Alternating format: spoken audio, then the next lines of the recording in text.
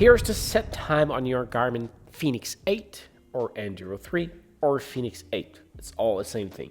All you need to do is to press and hold the menu button, press up, select watch settings, press up, select system, go down to time, right here, select it.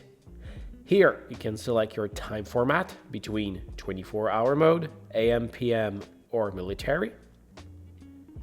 You got your date format. Set time is actually set to auto. So if I go down here, I can select time sync, and by default it will sync with my phone because it's not too far. Now my time is synced.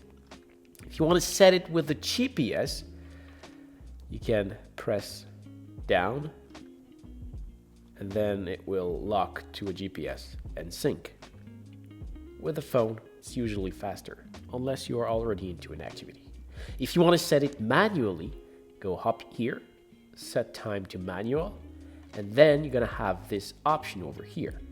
From there, you can select the hours and the minutes.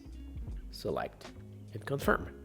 Unfortunately, you cannot change the date, so I highly recommend to just leave it on auto because it does a pretty good job. I hope this was helpful.